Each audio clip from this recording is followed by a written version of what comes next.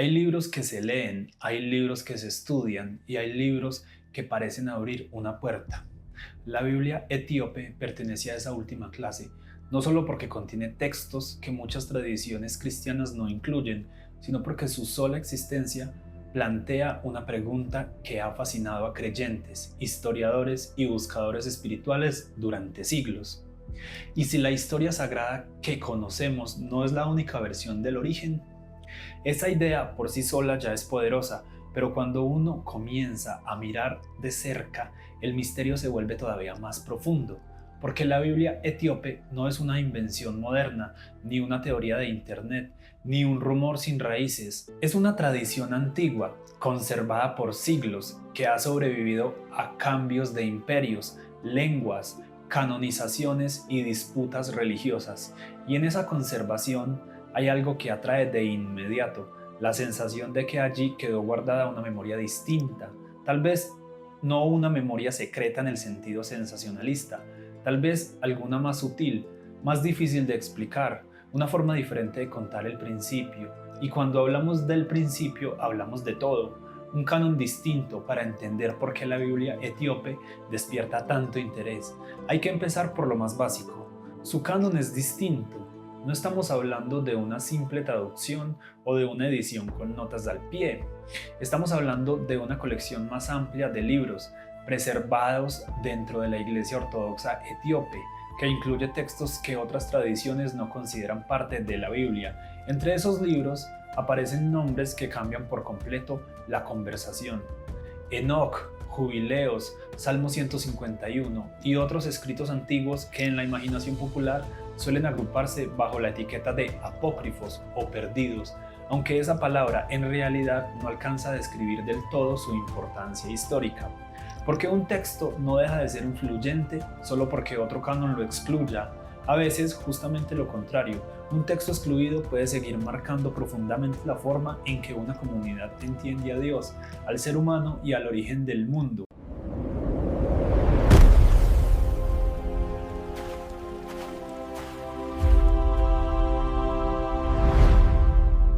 La Biblia etíope no fascina solo por lo que contiene, sino por lo que sugiere. Sugiere que la historia bíblica fue más amplia de lo que muchas personas aprendieron. Sugiere que hubo tradiciones que conservaron otros relatos, otras cronologías, otras interpretaciones del comienzo, y sugiere sobre todo que el cristianismo primitivo no fue una sola voz, sino un coro de voces que no siempre contaron lo mismo. Cuando alguien habla de la primera creación en relación con la Biblia etíope, en realidad está tocando un tema mucho más amplio que el simple relato del Génesis, porque la creación en estos textos no aparece siempre como un evento aislado, cerrado y lineal. Aparece como parte de un drama mayor, donde lo visible y lo invisible están entrelazados. Eso cambia la forma de leer todo. En una lectura más tradicional y simplificada, la creación es el momento en que Dios hace el mundo, ordena la materia y pone al ser humano en el centro de la historia. Pero en la tradición que rodea la Biblia etíope, la pregunta se vuelve más compleja.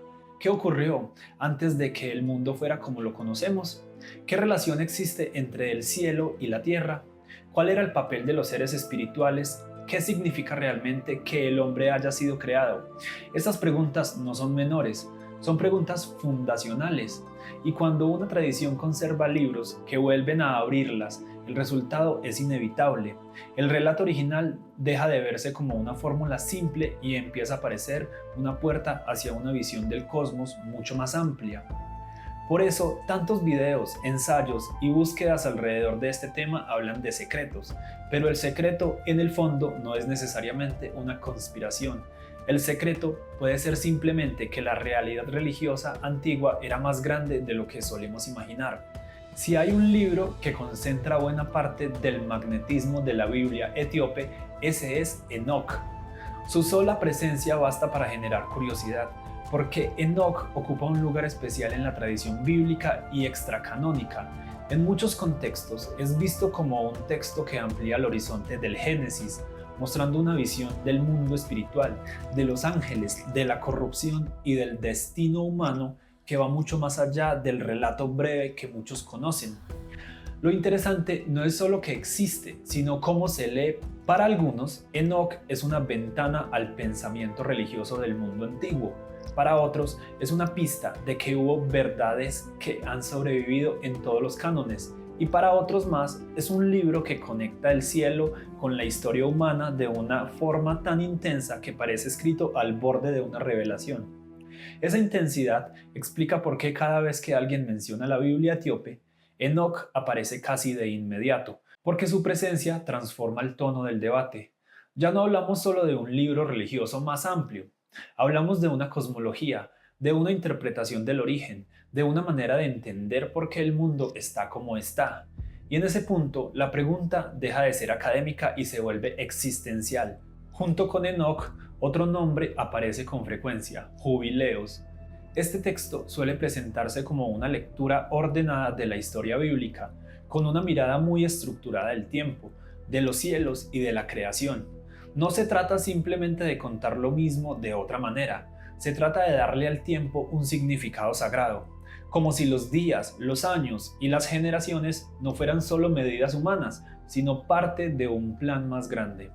Eso resulta fascinante, porque nos obliga a pensar que la creación no solo fue un acto, sino también una arquitectura, una forma de ordenar, no solo el mundo, sino la historia misma. En la cultura moderna solemos pensar el tiempo como algo lineal, algo que avanza y se consume, pero en los textos antiguos el tiempo puede ser mucho más simbólico, puede repetirse, purificarse, renovarse, puede tener ciclos, puede cargar memoria y puede ser incluso una especie de lenguaje divino.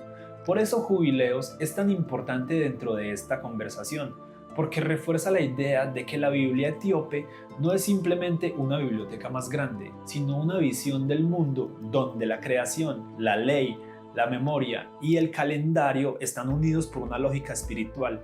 Lo que cambia todo aquí es donde el tema se vuelve realmente interesante.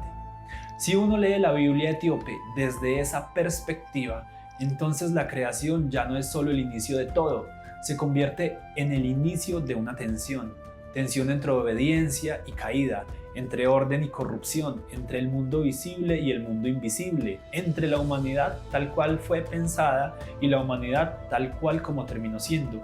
Y eso da lugar a una lectura mucho más dramática, porque cuando la creación se entiende así, Adán y Eva dejan de ser solo los primeros humanos en un relato breve, se convierten en figuras dentro de una historia cósmica más grande.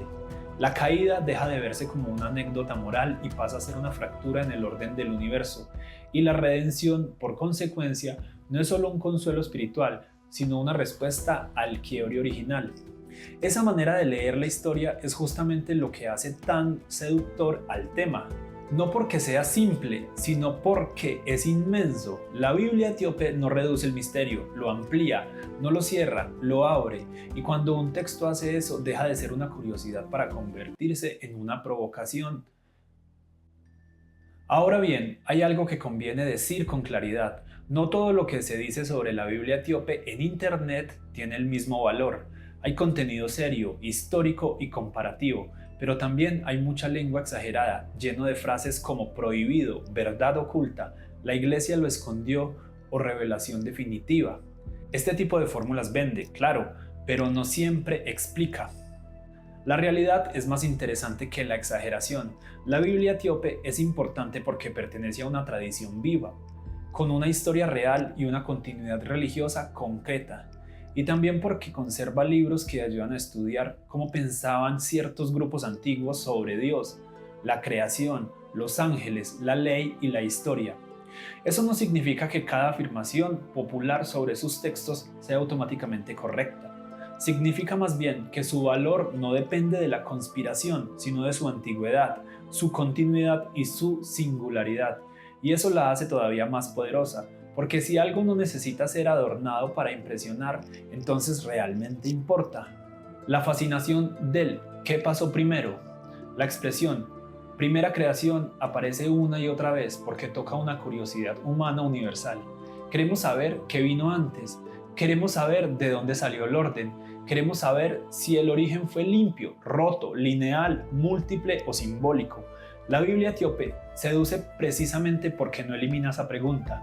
En lugar de ofrecer una respuesta plana, deja espacio para el asombro, permite pensar que el origen fue más complejo, que el mundo espiritual no es una adición posterior, que la humanidad no es un accidente aislado, que la historia sagrada puede contener capas superpuestas de significado.